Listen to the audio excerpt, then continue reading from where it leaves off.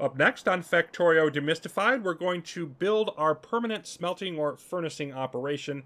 And unlike the one we've currently been using in our Jumpstart factory, this is going to need to be flexible, expandable to whatever size it needs to be. It is also going to need to, as much as we can, be adaptable for future technologies we might invent and be able to integrate those without having to tear the whole thing down and rebuild it any more than is necessary. So there's a few more considerations here, and as we dive in, we're going to want to start our structure with what I'm going to call the ore bus, or you could say the raw materials bus, just a bit off this cliff here. This will be a stone line at the base of it. And this is going to be a microcosm of our main bus that we're going to build. We talked about that in the last episode. So it's going to be one-sided. We're going to have our furnaces up above it, and then we can expand this down below if we need to. The cliff is here, yes, but we'll find ways to remove that before too much longer in the game. We could also just go around it, so that's not an obstacle at all. We are going to have then the stone there.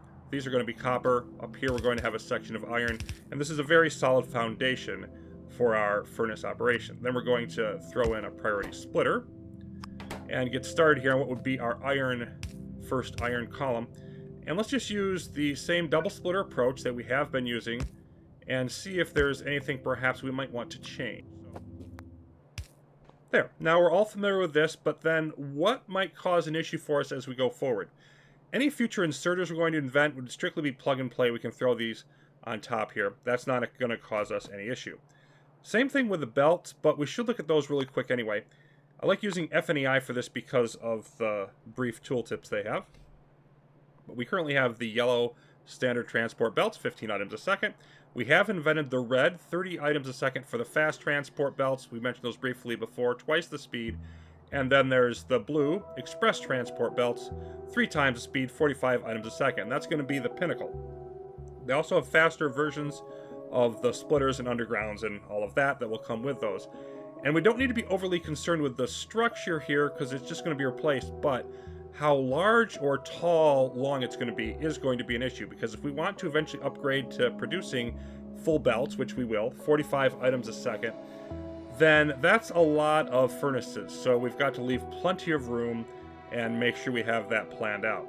Then, as for the furnaces themselves, this is where it gets a little bit tricky, because this is not a plug-and-play replacement going from steel to electric, and we may not even want to do that. A lot of players don't. I would say a majority of players probably don't go through with steel all the way to winning the game and launching the rocket, and I have done that before.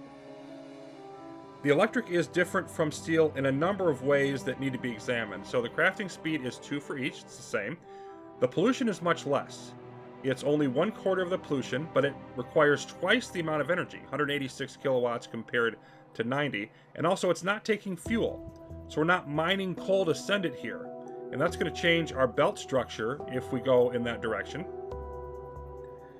And then it's going to take power instead. So basically, if we were running these at that much power overnight right now with the steam providing that power, that's going to be an issue for us with all the coal we need to be producing.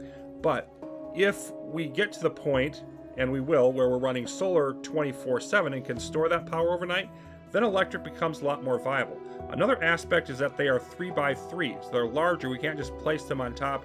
We need to expand this and create more room for them if we want to go that route.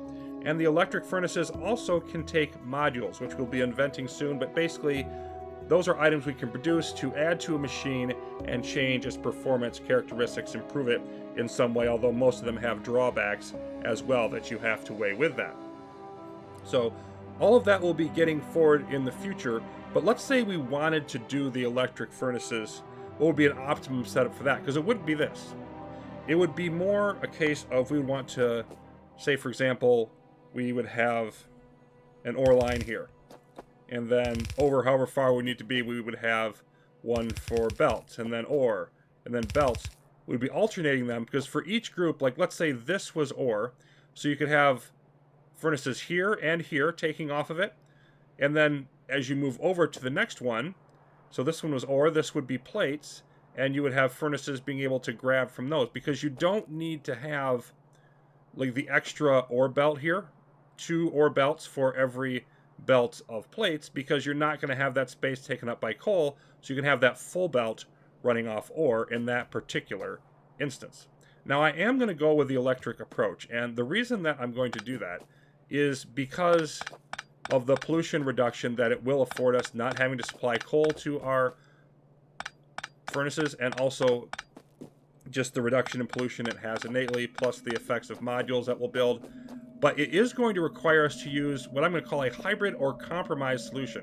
One that is not perfect for steel, and it's not perfect for electric, but allows us a minimum level of transition between those two. Some while later, we are now set up with what I think is the most common way to deal with this situation. So we've simply got more space to eventually upgrade to the electric.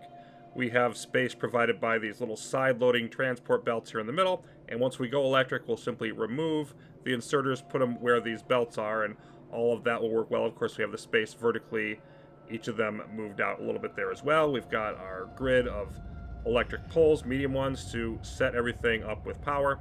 And we will later get rid of this entire line for coal when we don't need it anymore.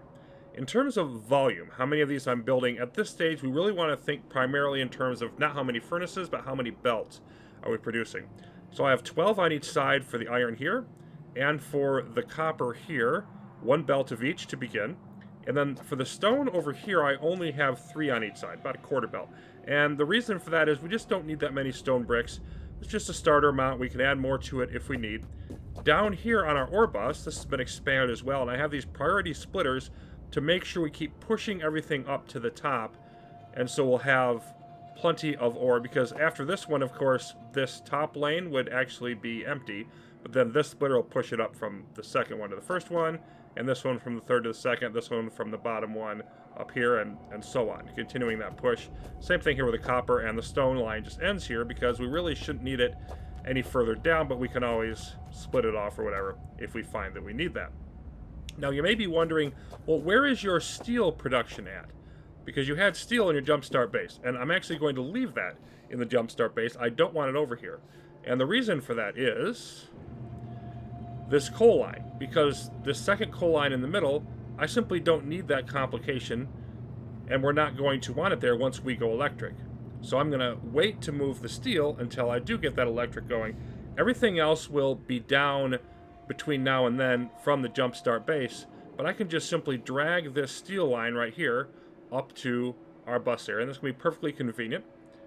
And then we can simply switch that over when we want to. Now if we look here, these are ghosts that I've put up because of how high our area is going to be. I want to make sure this is measured out and I don't interfere with it. So this is a total of 36. We have 12 on each side for yellow belt. We need to go up to 24 on each side if we want red, and 36 if we want to go blue express. Yes, that's a lot of furnaces. So this entire block then, from here down to here below where the ore bus is and across as far as it needs to go in the westerly direction, is completely reserved for smelting, and then anything else you might want to build is going to come up this way. Now as we come forward, next in Factorio Demystified, we're going to be looking at getting some more mining going and hooking it all up, and there's a bit of complication going with that. And what has been going on with our research, we'll update all of that. So much more to happen to get our factory going, but this is a really good step in that direction.